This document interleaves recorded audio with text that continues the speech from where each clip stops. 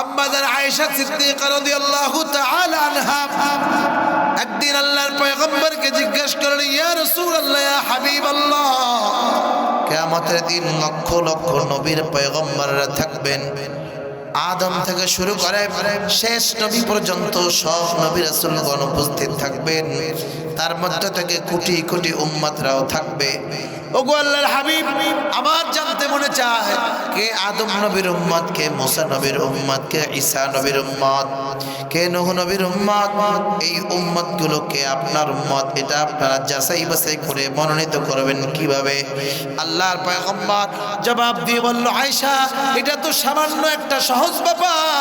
কাল কিয়ামতের ময়দানে লক্ষ লক্ষ নবীরা থাকবেন, তাদের কোটি কোটি উম্মতরা থাকবে। তবে মনে রাখবা, লক্ষ কোটি ঘোড়ার মধ্যে একটা চান কপালিয়া ঘোড়া যদি হারায় যায়, সেই ঘোড়াটাকে কি তুমি বের করতে পারবা কিনা? বলে, ইয়া রাসূলুল্লাহ, এটা তো সামান্য সহজ একটা ব্যাপার, কারণ আমার ঘোড়া যদি চান কপালে হয়, এই ঘোড়া যদি কোটি ঘোড়ার মধ্যেও হারায় যায়, সেখান থেকে তার কপালের সাদা চিহ্নটা দেখে তাকে বের করা খুব সহজ। আল্লাহর নবী বললেন, আয়েশা, এই লক্ষ কোটি ঘোড়ার মধ্য থেকে চান কপালে ঘোড়াটা যেমন বের করা খুব সহজ, ওই লক্ষ কোটি কোটি কোটি উম্মতের মধ্যে আমার উম্মত যারা হবে, তারা দৈনিক 5 ওয়াক্ত নামাজ পড়বে, নামাজের আগে দৈনিক 5 বার ওযু করবে, তাদের ওই ওযু করার চেহারাগুলো সূর্য যেমন ঝলমল করতে থাকে, সূর্যের আলোতে যেমন পৃথিবীটা আলোকিত হয়ে যায়, আমার উম্মতের চেহারার মাধ্যমে যারা ওযু করেছে, তাদের ওই চেহারাটা সূর্যের মতো সেদিন আলোকিত হয়ে যাবে। এবার বলেন, দৈনিক 5 ওয়াক্ত নামাজে ওযু করে কারা? নামাজ পড়ে যারা, বলেন ওযু করে কারা? ওযু করে না কারা? জন্য প্রস্তুতি নেই। রাতের অন্ধকারে গুনাহ করি, মানুষের কাছ থেকে আড়ালে গিয়ে যখন কোনো গুনাহ করি, ফেরেশতা আমাদের সাথে আছে না নাই? ও মুসলমান ইমানদার, আল্লাহর গোলাম, আল্লাহ পাক রব্বুল আলামিন কিয়ামতের ময়দানে প্রত্যেকটা গুনাহগারের জন্য 8 প্রকার সাক্ষী হাজির করবেন। জোরে বলেন, কয় প্রকার? আজকে আমরা গুনাহগারের সাক্ষীগুলো কি কি, এই বিষয় নিয়ে আলোচনা করব। কারণ আল্লাহ কোরআনে বারবার বলেছেন, ইয়া আইয়ুহাল্লাযীনা আমানু ইত্তাকুল্লাহ, হে ঈমানদারগণ, তোমরা ভয় করবা কাকে?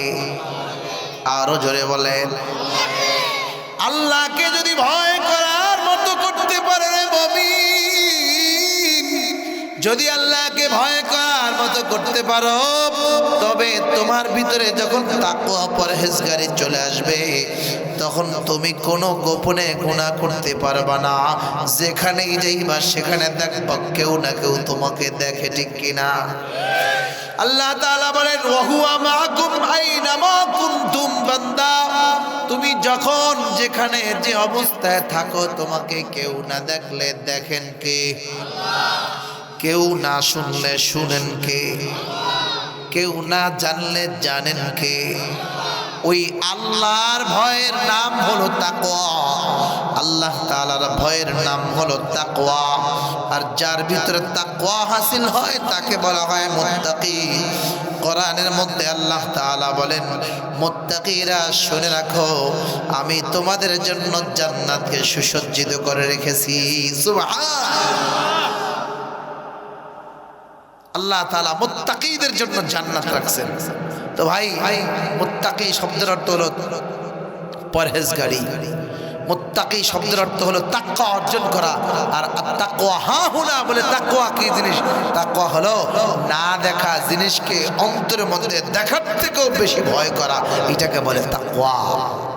আল্লাহকে আমরা দেখি নাই, কিন্তু এই যে নামাজ পড়ি কার ভয়ে, রোজা রাখি কার ভয়ে, কোরআন দিলের মধ্যে জমা করি, কোরআনের মহব্বত আছে কার ভয়ে? কোরআনে কারীমের মধ্যে আল্লাহ তাআলা বলেন, ওয়াউদিআল কিতাবু ফাতারাল মুজরিমিনা মুশফিকিনা মিম্মা ফীহি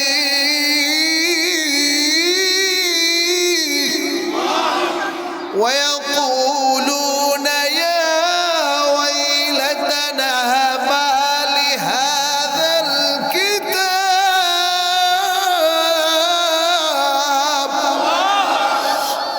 আশ্চর্য হয়ে বলবে আল্লাহ কেমন আমলনামা লা ইউগাদিরু সগীরাতান ওয়ালা কাবীরাতান ইল্লা আহসাহা ওয়া ওয়াজাদু মা আমিলু হাদিরা।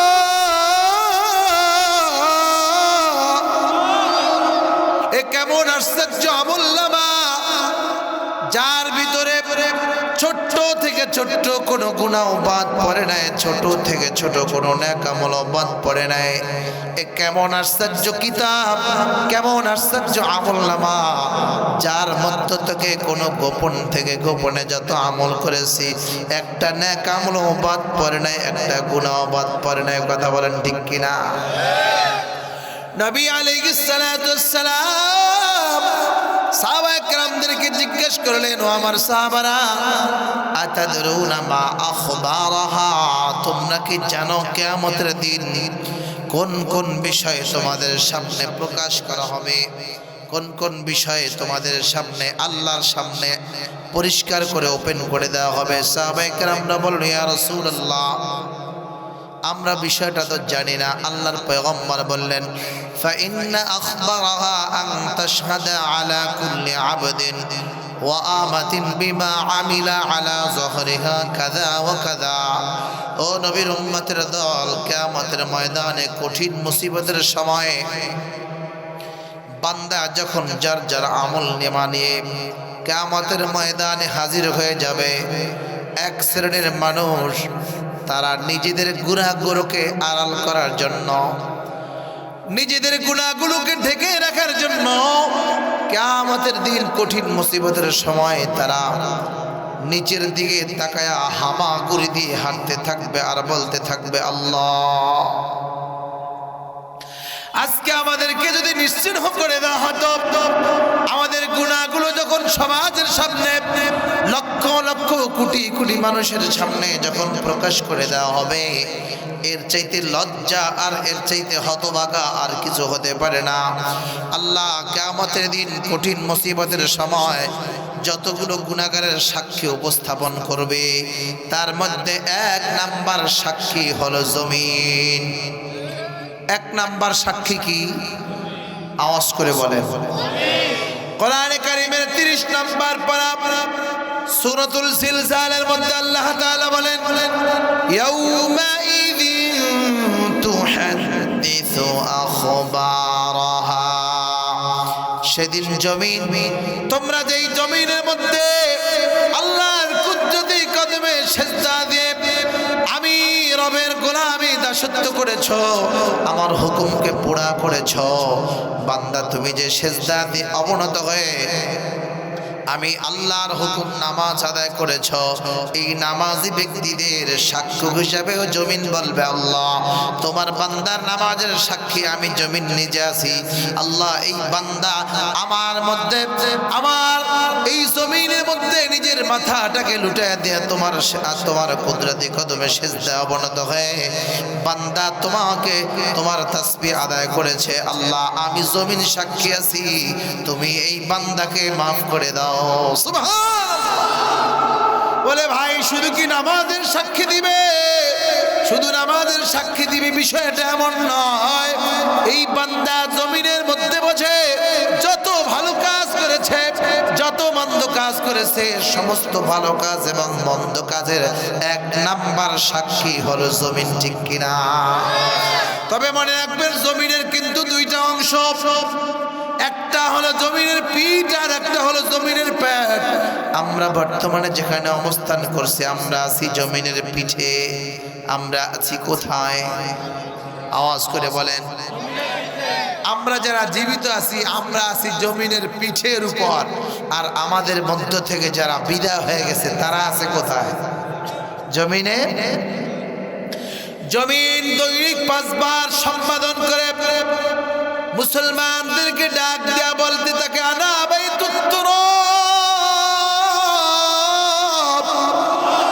ও দুনিয়ার মুসলমান ইমানদার, আল্লাহর গোলাম, আমি অন্ধকার মাটির ঘর, আমি একাকিত্বের ঘর, আনা বাইতুল ওয়াহদা, যুলুবা আনা বাইতুন তুরাব, আমি অন্ধকার মাটির ঘর, আমি একাকিত্বের ঘর, আমি সাপ বিচ্ছুর ঘর, আমি পোকা মাকড়ের ঘর। খবরদার খবরদার, আমার এই অন্ধকার কবরে যদি সাথী আর বাতি, আমার এই অন্ধকার কবরে যদি সাথী এবং সঙ্গীর ব্যবস্থা করতে পারো, তবে তোমার সাথী আর সঙ্গীর ব্যবস্থা হবে তারা নেক আমলকে বন্ধু বানাইতে পারবা যারা, ঠিক কিনা? এই অন্ধকার কবর সাপ বিচ্ছুর ঘর, পোকা মাকড়ের ঘর, অন্ধকার নির্জনতার ঘর, একাকিত্বের ঘর। খবরদার খবরদার, আমার কবরে যদি বন্ধু বানাইতে পারো, আমার কবরে যদি বন্ধু, নামাজকে যদি সাথে বন্ধু বানায় নিয়ে আসতে পারো, রোজাকে যদি বন্ধু বানাইতে পারো, আল্লাহর কোরআনের সাথে সম্পর্ক করে কোরআনকে যদি বন্ধু বানাইতে পারো, তবে তোমার অন্ধকার ঘর অন্ধকার থাকবে না, ওই কোরআনের নূরের আলোতে পুরা ঘর আলোকিত হয়ে যাবে। এই জন্য ভাইরা আমার, বন্ধুরা আমার, যত প্রকার গুনাহ আছে এই গুনাহগারের এক নাম্বার সাক্ষী হলো জমিন। এবার আপনারা পরিষ্কার করে বলেন, এক নাম্বার সাক্ষী কি? এই জমিনের মধ্যে হাজার রকমের অপরাধী আছে না নাই? এই জমিন দৈনিক 5 বার ডাক দেয়া ওই অপরাধীদেরকে সম্বোধন করে ডাকতে থাকে, হে দুনিয়ার অপরাধীরা, হে দুনিয়ার জালেম সম্প্রদায়েরা, তোমরা যতই পিঠের উপরে বলে বাহাদুরি করো, আমার পিঠের উপরে বসে যত ফাসাদ সৃষ্টি করো, যত তাকাব্বুর সৃষ্টি করো, যত রকমের অপকর্ম করো, মনে রাখবা আমি আমার কাউকে পিঠের উপরে চিরস্থায়ী কিন্তু থাকতে দেই নাই। আমার পিঠের উপরে বসে তোমরা যাহা কিছু করো না কেন, তুমি মনে করেছো সব সময় পিঠের উপরে থাকবা, আমি কিন্তু যখন যাকে আল্লাহর পক্ষ থেকে অনুমতি আসে ওই পিঠে আর থাকতে দিই না, পেটের মধ্যে তার আশ্রয় স্থান বানায় দেয়, ঠিক কিনা?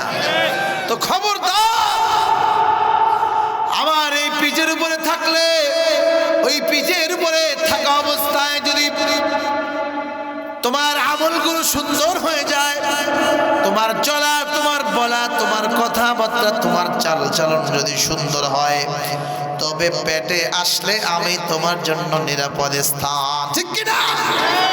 আর যদি বান্দা ওই আমার পিঠের উপরে বসে মারামারি, খুনাখুনি, কাটাকাটি, রক্তপাত, মামলা মকদ্দমা, যত প্রকার ফাসাদ আছে, যা কিছু আছে, এই পিঠের উপরে বসে যদি অপকর্ম করো, তবে পেটের মধ্যে আসলে কিন্তু একটা মুহূর্ত নিরাপদ থাকতে পারবা না, ঠিক কিনা?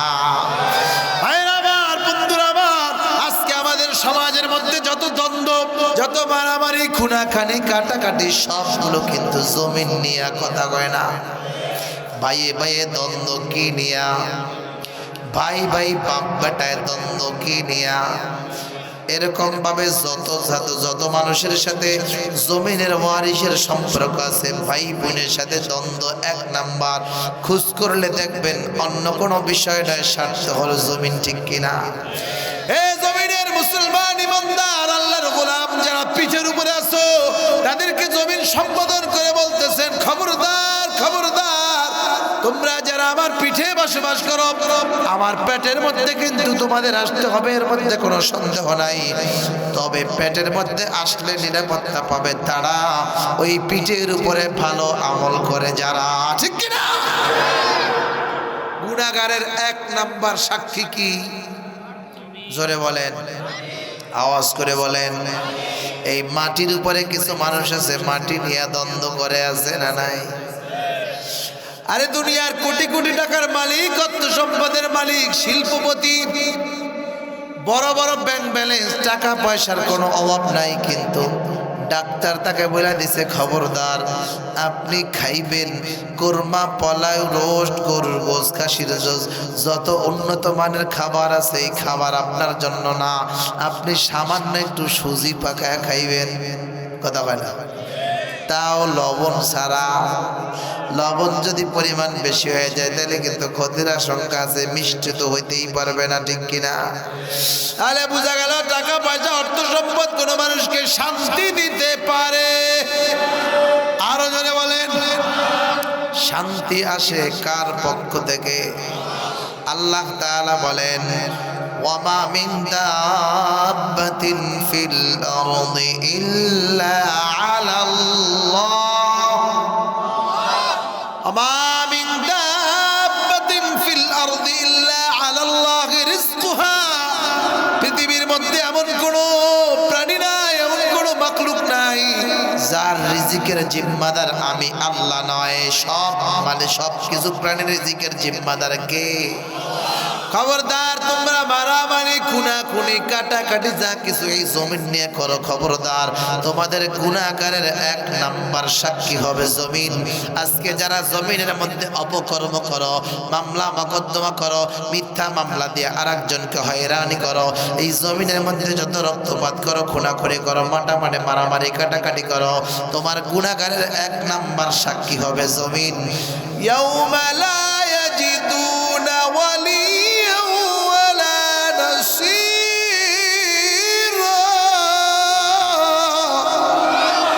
সেদিনকে আমাদের ওই কঠিন মুসিবতের সময় ওই বিভীষিকার অবস্থায় আল্লাহ বাদে কাউকে বন্ধু হিসেবে পাওয়া যাবে। জোরে বলেন।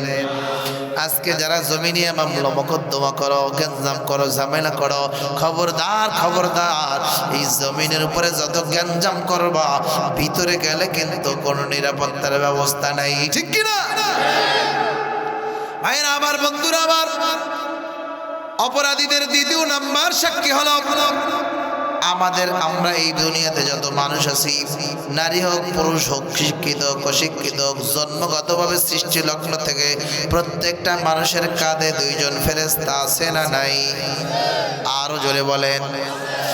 এই ফেরেশতারা বান্দা যখন কোনো গুনাহ করে দেখে কি দেখে না? ফেরেশতার দায়িত্ব হলো কি শুনেন, আল্লাহ বন্টন করে দিয়েছেন কিরামান কাতিবিন ইয়ালামুনা মা তাফআলুন।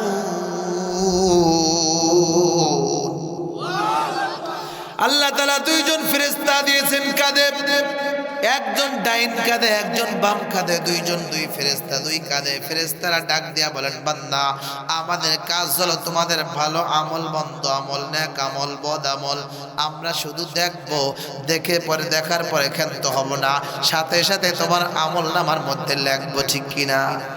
তাহলে ফেরেশতাদের ডিউটি কয়টা?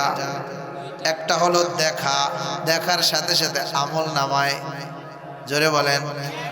বেনামাজি যারা নামাজ পড়ে না তাদের আমল নামায় বেনামাজির লেখা আছে না নাই?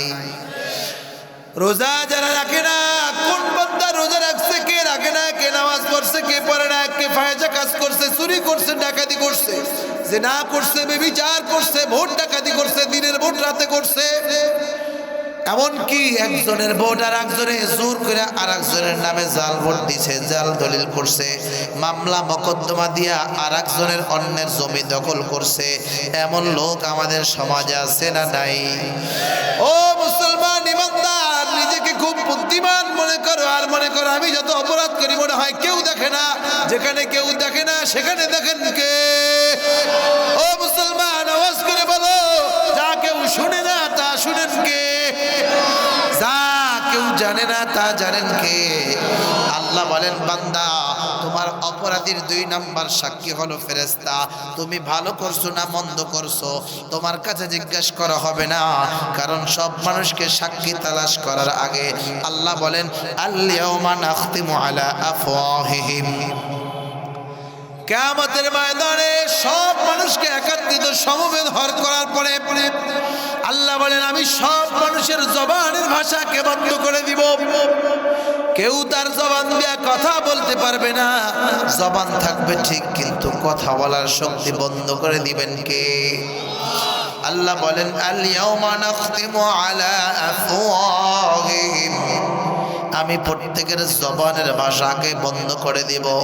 ওয়া তুকাল্লিমুনা আইদিহিম, বান্দা তোমাদের হাত আমার সাথে কথা বলবে। আল্লাহু আকবার।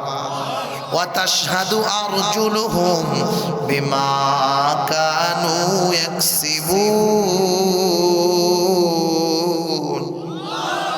ও বান্দা, তুমি কি মনে করেছো তোমার হাত আমার সাথে কথা বলবে, তোমার পা আমি আল্লাহর সামনে সাক্ষ্য দান করবে, তোমার অঙ্গ প্রত্যঙ্গগুলো আমার কাছে সাক্ষী দান করবে।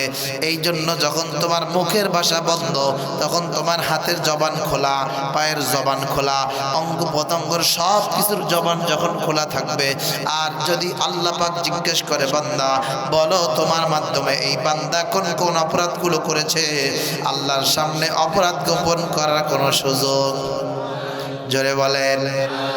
আজকে যদি তোমার মধ্যে ওই পরিমাণ ভয় থাকতো রে মুমিন, তাহলে এক ভাই বোনের সম্পদ নিয়ে নিজের নাম দলিল করে নিতে পারে না, জোরে বলেন। ভাই ভাইয়ের সম্পদ হক নষ্ট করতে পারে না, এক ভাই আর এক ভাইয়ের হক নষ্ট করতে পারে না, এক জমি 10 জনের কাছে বিক্রি করতে পারে না।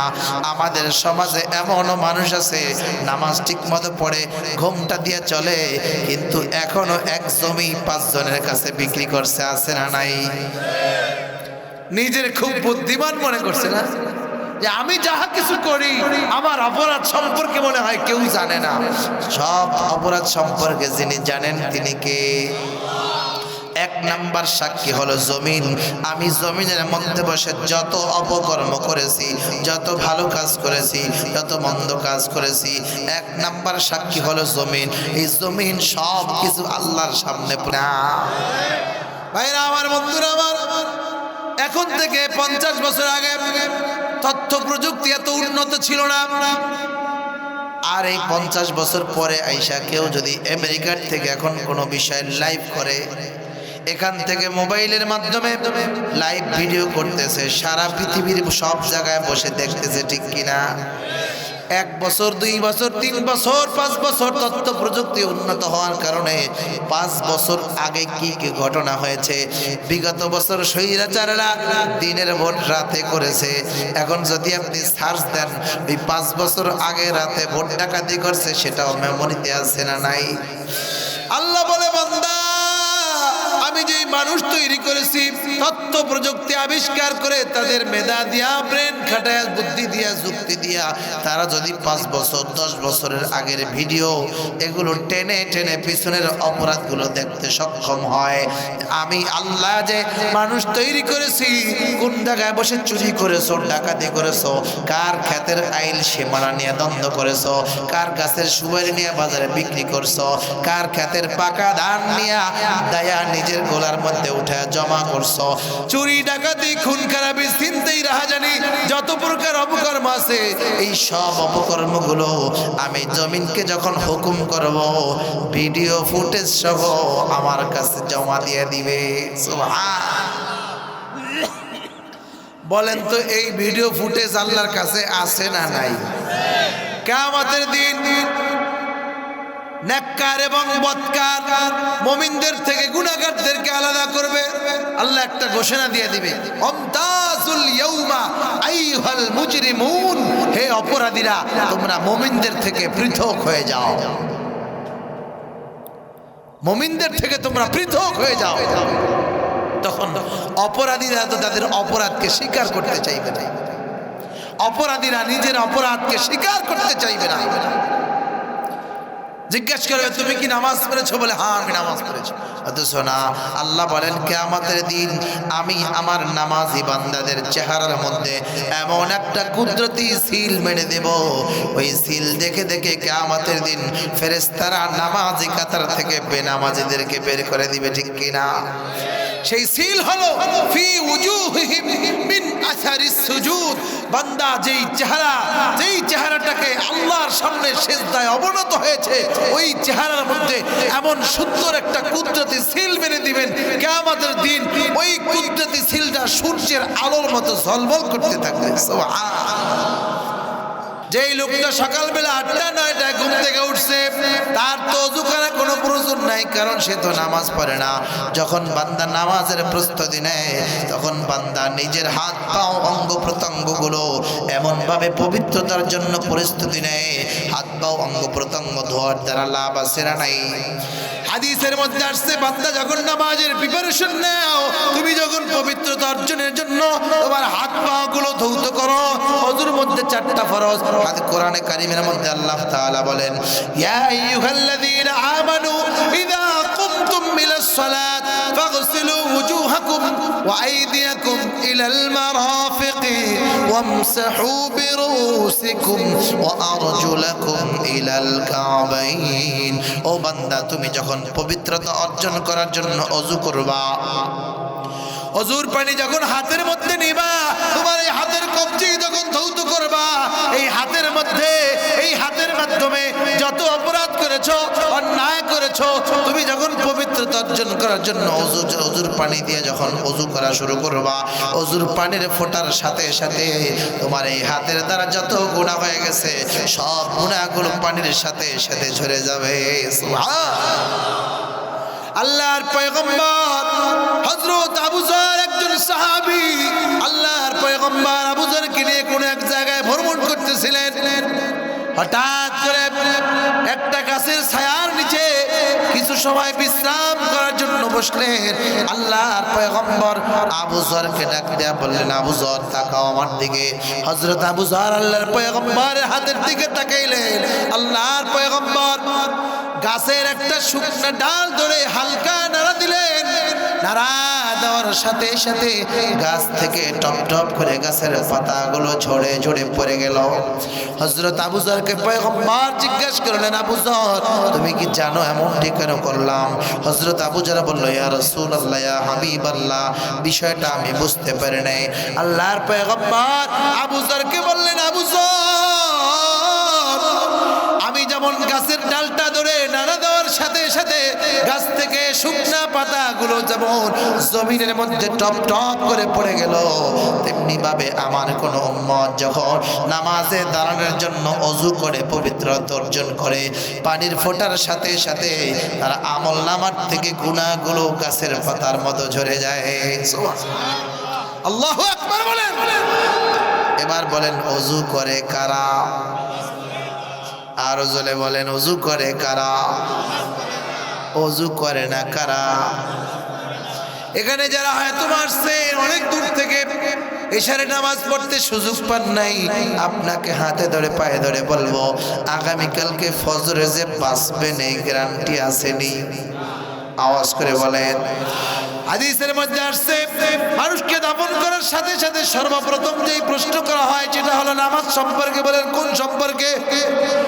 কারণ কি আপনি নামাজ যদি সঠিকভাবে আদায় করতে পারেন, কাল কিয়ামতের ময়দানে কঠিন মুসিবতের সময় এই নামাজ আপনার সাথী আর সঙ্গী হয়ে কবরে পাহারা দিবে। ভাইরা আমার, বন্ধুরা আমার, গুনাহগারের অনেকগুলো সাক্ষীর কথা আপনাদের সামনে উপস্থাপন করব নিয়ত করেছি। 2টা সাক্ষী বললাম। 1 নাম্বার গুনাহগারের সাক্ষী হলো জমিন। খবরদার খবরদার, এই জমিনের পিঠের উপরে যদি কেউ অপকর্ম করে, যারা পরিমাণ অপকর্মরও কিন্তু বিচার হবে, ঠিক কিনা? ভাইরা আমার, বন্ধুরা আমার, এজন্য যখন কোনো অপরাধ করতে যাব, যখন কোনো গুনাহ করার সিদ্ধান্ত নিব, তখন চিন্তা করব আমি যেই জমিনের উপরে আছি এই জমিনের মালিক কে? কেউ যখন না দেখে তখন দেখেন কে? এই ভয় যদি আমাদের মধ্যে এসে যায়, এই ভয় যদি আমাদের অন্তরের মধ্যে এসে যায়, তবে কোনো মানুষের পক্ষে গুনাহ করা সম্ভব নয়, ঠিক কিনা? তো 2 নাম্বার সাক্ষী বলছিলাম ফেরেশতা। 3 নাম্বার সাক্ষী হলো আপনার আর আমার হাত পাও, অঙ্গ প্রত্যঙ্গ। এটা নিয়ামত কার? এটা আল্লাহ আমাদেরকে ব্যবহার করার জন্য স্বাধীনতা দিয়েছেন। মূলত ভাবে এটার হাকিকতার মালিক কে? আল্লাহ বলেন, কিয়ামতের দিন আমি সব মানুষের জবানের ভাষাকে বন্ধ করব। জবানের ভাষা বন্ধ করবেন কে? 1 2 জনের নাকি সবার? আমভাবে সবার জবানের ভাষা বন্ধ করবেন। আপনি কলিমুদ্দিন সলিমুদ্দিন, আপনাকেও জিজ্ঞাসা করে জবানের ভাষা বন্ধ। কারণ কি, জবানকে যদি খোলা রাখা হয় তখন বলবে আল্লাহ আমি এটা করি নাই, এটা করি নাই। আল্লাহ বলবেন তুমি কি করছো না করছো সবগুলো তোমার আমল নামার মধ্যে আছে। আমি তোমার কাছ থেকে শুনতে চাই না, যার মাধ্যমে গুনাহ সংগঠিত হয়েছে তার কাছ থেকে শুনতে চাই। ও বান্দা, তুমি এই হাতের দ্বারা কার বাড়ির ফল চুরি করেছো? কার গাছের আম চুরি করেছো, কার গাছের সুপারি পারিয়া নিয়ে বাজারে বিক্রি করছো, কার জমির সীমানা নিয়ে দ্বন্দ্ব করছো, তোমার এই সাক্ষী হিসাবে আর কাউকে দরকার নেই, তোমার হাত তোমার সাক্ষী হিসাবে যথেষ্ট, ঠিক কিনা?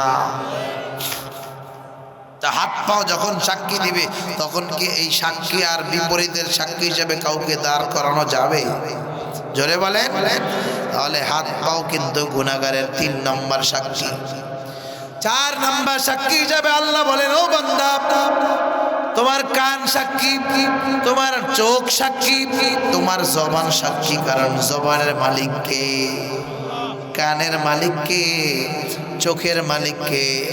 আল্লাহ বলেন, ও বান্দা এই সব অঙ্গ প্রত্যঙ্গ এগুলো আমি তোমাকে দান করেছি, তোমাকে ব্যবহার করার জন্য স্বাধীনতা দিয়েছি। খবরদার খবরদার, আমি আল্লাহ যখন জিজ্ঞাসা করব, সাক্ষী হিসাবে তলব করব, তখন কিন্তু সবগুলো আমার কাছে সব সাক্ষ্য হিসাবে আমার কাছে তোমার সব অপরাধগুলো স্বীকার করবে, ঠিক কিনা?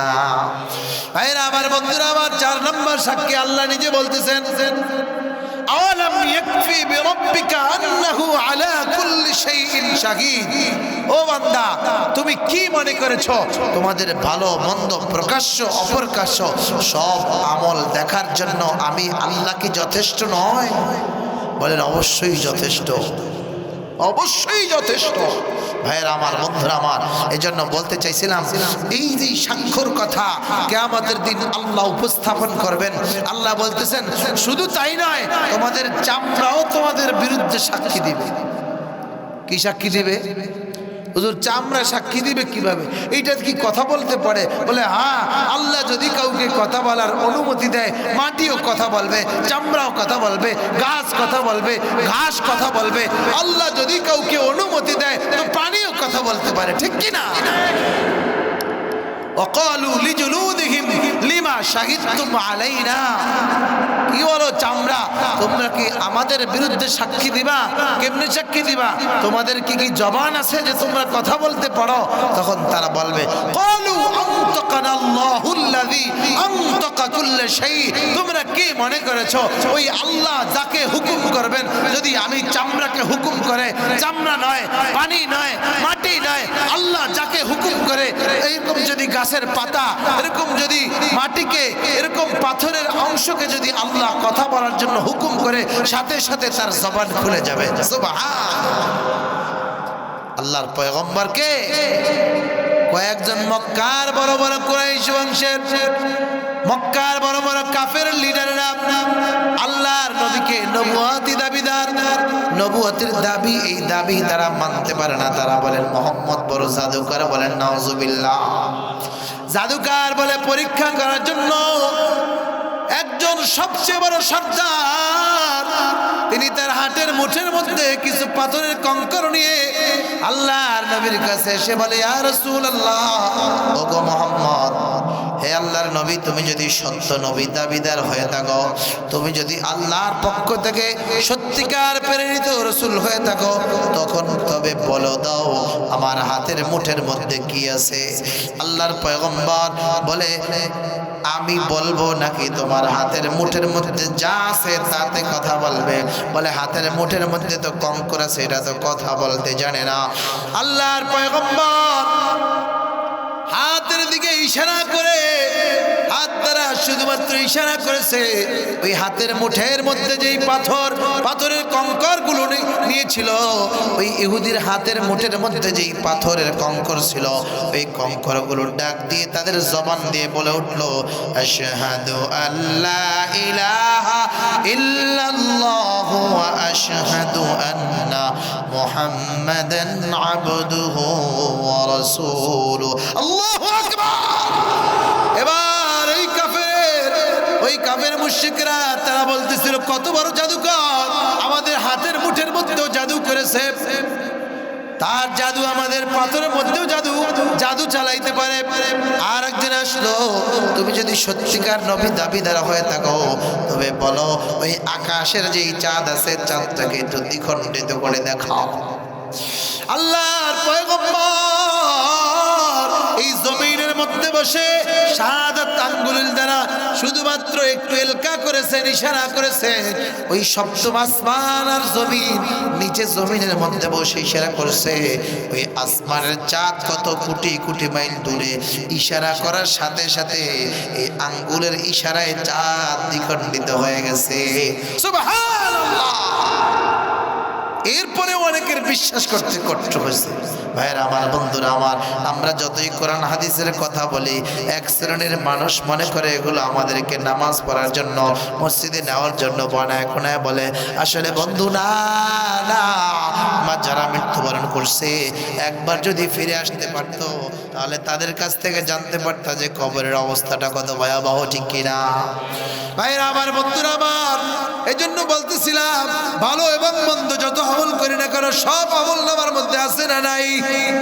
আমাদের গুনার চারটা সাক্ষীর কথা বললাম। 1 নাম্বার জমিন, 2 নাম্বার ফেরেশতা, 3 নাম্বার হাত পা অঙ্গ প্রত্যঙ্গ, 4 নাম্বার আল্লাহ স্বয়ং নিজে একজন সাক্ষী। আল্লাহ যদি কারো বিপক্ষে সাক্ষী হয়ে যায়, ওই সাক্ষীর জন্য আর কোনো তদবির করা লাগে না।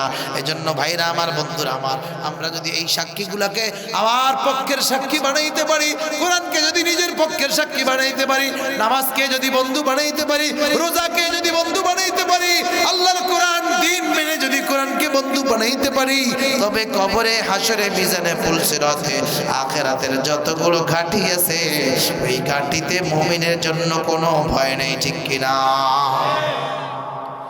হাদিসের মধ্যে আসছে, قال رسول الله صلى الله عليه وسلم إذا وزع الميت في قبره جاء القرآن عند رأسه والصلاة عن يمينه والصوم عن شماله وسائر الحسنات عند رجليه أو كما قال النبي عليه الصلاة والسلام। আল্লাহর পয়গম্বর বলে, ও মুসলমান ইমানদার আল্লাহর গোলাম, যখন কোনো মুমিন বান্দাকে কবরের মধ্যে দাফন করা হয়, মুমিন বান্দাকে কবরে দাফন করার পর কবর থেকে যখন তোমরা 40 কদম পার হয়ে যাও, অথবা 40 কদম যাওয়ার যে পরিমাণ সময় অতিক্রম হয়, ওই অতিক্রম হলে পরে কবরের মধ্যে 2 জন ফেরেশতা এসে হাজির হয়ে যায়। কবরের মধ্যে 2 জন ফেরেশতা এসে হাজির হওয়ার পর ওই কবর, মুমিন বান্দার কবরের মধ্যে আল্লাহর পক্ষ থেকে 4 প্রকার বন্ধু নিযুক্ত হয়। জোরে বলেন, কয় প্রকার? আওয়াজ করে বলেন। এই 4 প্রকার বন্ধু দুনিয়ার কোনো বন্ধু নয়। ওই বন্ধুদের পরিচয়গুলো আজকে শুনবো। একজন বন্ধু, তার মাথার নিকটের দিক থেকে একজন বন্ধু বসা, সুন্দর সুন্দর আকর্ষণ চেহারা। ওই বন্ধুকে জিজ্ঞেস করা হবে, ও বন্ধু, কি তোমার পরিচয়? কে তুমি? আমার ছেলে, মেয়ে, স্ত্রী, পুত্র, আপনজন, আত্মীয় স্বজন যারা ছিল সব দুনিয়ার থেকে আমাকে বিদায় দেওয়ার পর যার যার স্বার্থ নিয়ে সে চলে গেছে। ও বন্ধু, তোমার পরিচয় কি? কে তুমি? তোমার পরিচয়টা খুলে বলো। মাথার নিকটে যেই বন্ধু বসা, ওই বন্ধু তাকে সান্ত্বনা দিয়ে বলতেছে, ও বন্ধু, আমার পরিচয় হলো যা আল কুরআনু ইনদা রাসিহি, আমি আল্লাহ পাকের 30 পারা কোরআন। আল্লাহু আকবার। ও বন্ধু, আমি আল্লাহ পাকের 30 পারা কোরআন, যেই কোরআনকে তুমি বন্ধু বানাইছো, যেই কোরআনের আদর্শ বাস্তবায়ন করার জন্য রক্তের প্রয়োজন হয়েছে, রক্ত দিয়েছ, কোরআনের পক্ষে স্লোগান দিয়েছ, কোরআনের আদর্শ বাস্তবায়ন করার জন্য নিজের ব্যক্তি জীবন, পারিবারিক জীবন, সামাজিক জীবন, রাজনৈতিক জীবন, অর্থনৈতিক জীবন, আন্তর্জাতিক জীবন, জীবনের প্রতিটা ক্ষেত্রে তুমি কোরআনকে বাস্তবায়ন করার জন্য চিন্তা ভাবনা করেছ। এই কোরআন প্রতিষ্ঠা করার জন্য সংগ্রাম আন্দোলন করেছ। কোরআনকে বন্ধু বানানোর কারণে আজকে আমি কোরআন তোমার বন্ধু হয়ে তোমার কবরে হাজির হয়ে গেছি। আওয়াজ করে বলেন। অথচ আমরা কোরআনের পক্ষে যখন স্লোগান আসে তখন বলে, খাওয়ানোর আগে মাইরের। এখানে যদি আজকে 10টা খিচুড়ির আয়োজন করা হইতো, তাহলে দেখতেন যে এই মাঠে লোকজন জায়গা দেওয়ার ব্যবস্থা ছিল না, ঠিক কিনা? ওই খিচুড়ি আছে যেখানে পাবলিক খাওয়ার পাগল। ভাইরা আমার, বন্ধুরা আমার, মাথার নিকটে যেই বন্ধু বসা, ওই বন্ধু আর কেউ নয়, বন্ধু হলো আল্লাহ পাকের 30 পারা কোরআন। বলে হুজুর কোরআন আমার বন্ধু হবে কিভাবে? বলে আল্লাহর কোরআন বলতেছেন, ও বন্ধু দুনিয়ার জীবনে আমি এই কোরআনের ভয়ে রাতের অন্ধকারে তোকে কনকনে শীতের মধ্যে কম্বলের মধ্যে থাকতে পারো না, ঠিক কিনা? যার অন্তরের মধ্যে কোরআনের ভয় আছে, যার অন্তরের মধ্যে কোরআনের মহব্বত আছে, যার অন্তরের মধ্যে নামাজের মহব্বত আছে, ওই কম্বল আর শীত কোনোদিন তাকে নামাজ থেকে আটকায় রাখতে পারে না। জোরে কয় না। আর এই কোরআন সিনার মধ্যে থাকার কারণে ও বান্দা তুমি সকালে নামাজ পড়েছো কোরআন দিয়া, দুপুরে নামাজ পড়েছো কোরআন দিয়া, আবার আসরে নামাজ পড়েছো কোরআন দিয়া, মাগরিব পড়েছো কোরআন দিয়া, এশার পড়েছো কোরআন দিয়া। আর এই নামাজের ফাঁকে ফাঁকে তোমার যত ব্যক্তিগত কাজ, ওই কাজগুলো তুমি কোরআনের আদর্শ মতো চালাইতে চেষ্টা করছো, ঠিক কিনা? ও বান্দা আজকে দুনিয়ার আপনজন তোমাকে ছাড়িয়া চলিয়া যাইতে পারে, আমি বন্ধু তোমাকে ছাড়িয়ে যাব না। ও বন্ধু তুমি আমার কবরে কত সময় থাকবা? কোরআনুল কারীম ডাক দিয়ে জবাব দিয়ে বলতেছেন, হাত্তা ইয়াদখুলাল জান্নাতা, বান্দা যতক্ষণ পর্যন্ত তোমাকে জান্নাতে পৌঁছা না দিব ততক্ষণ পর্যন্ত আমি কোরআন তোমার কাছ থেকে যাব না। এবার আমরা হাত তুলে দেখাই কারা কারা কোরআনের পক্ষে থাকতে রাজি আছি। নারে তাকবীর, আওয়াজ করতে হবে নারে তাকবীর। পিছনের লোকে আওয়াজ করে না, নারে তাকবীর। কোরআন সুন্নাহর আলো, কোরআন আছে যেখানে, কোরআন নাই যেখানে, কোরআন আছে যেই দলে। আরে আওয়াজ করে বলে না, কোরআন আছে যেই দলে, কোরআন নাই যেই দলে, নামাজ আছে যেই দলে, নামাজ আছে যেখানে, ওয়াজ মাহফিল যেখানে, গান বাদ্য যেখানে, শিরিক মাজার যেখানে, নারে তাকবীর। যদি কোরআনের পক্ষে থাকতে পারো তবে কপাল ভালো, আর যদি কোরআনের বিপক্ষে যাও তবে কবরে জ্বলবে না কিন্তু আলো, ঠিক কি না? ও বন্ধু কবরে যদি আলো জ্বালাইতে হয় আগে আলোর সাথে সম্পর্ক করতে হবে ভালো। যদি সম্পর্ক ভালো করতে না পারো তবে কবরে জ্বলবে না কিন্তু আলো, ঠিক কিনা? অন্ধকার আর অন্ধকার, অমাবস্যা রাত্র মাটি দেওয়ার থেকে শুরু করে কিয়ামত পর্যন্ত একের পরে এক শাস্তি, একের পরে এক অপরাধের বিচার। ওই অন্ধকার কবরের মধ্যে যতই বের হওয়ার চেষ্টা করো, যতই কান্নাকাটি করো, সেদিন আল্লাহর সাহায্য ব্যতীত আর কোনো উপায় নাই, ঠিক কিনা? ভাইরা আমার, বন্ধুরা আমার, তাহলে কোরআনের সাথে বন্ধুত্ব করতে রাজি আছি সবাই? জোরে বলেন রাজি আছি। যদি কোরআনের সাথে সম্পর্ক তৈরি করতে পারেন তবে আপনার কোরআন বন্ধু হবে, এর মধ্যে কোনো সন্দেহ নাই। হাদিসের মধ্যে আসছে, আল কুরআনু হুজ্জাতুল লাকা আও আলাইকা। হয়তো কোরআন তোমার পক্ষের দলিল হবে অথবা তোমার বিপক্ষে হবে। যদি কোরআনকে মহব্বত করতে পারো, কোরআনের আদর্শ মানতে পারো, কোরআনের হুকুম মানতে পারো, তবে কোরআন তোমার পক্ষে। আর যদি কোরআনের বিপক্ষে স্লোগান দাও, কোরআনের বিপক্ষে অবস্থান নাও, কোরআনের বিপক্ষে যদি তোমার সমর্থন হয়, এই কোরআনের বিপক্ষে সমর্থন নিয়ে যত অপরাধ করবে সব অপরাধের দায় তোমার কাঁধে আসবে, ঠিক কিনা? আর যদি বলেন ঠিক কিনা? আমার বন্ধুরা আমার, ডান পাশে আর একজন বন্ধু বসা। ওই বন্ধুকে ফেরেশতারা জিজ্ঞাসা করবে, ও বন্ধু কে তুমি? অন্ধকার কবরে এই মুমিনের সাথে বন্ধু হয়ে এসেছো, তোমার পরিচয় কি খুলে বলো। ডান পাশের বন্ধু পরিচয় দিয়ে বলবে, ও বন্ধু তুমি কি আমাকে চিনো না? আমি তো তোমার ওই বন্ধু যেই বন্ধু শত ব্যস্ততার মধ্যেও তোমাকে ব্যবসা বাণিজ্যের মধ্যে আটকাইতে পারে নাই। শত ব্যস্ততার মধ্যেও ব্যবসা বাণিজ্য, চাকরি বাকরি, কল কারখানা, যত মিল কারখানা, ইন্ডাস্ট্রিজ আছে, আমার সাথে তোমার এমন সুসম্পর্ক হয়েছিল। ওই সম্পর্ক সম্পর্কের কারণে তুমি মসজিদে না যায় পারো না।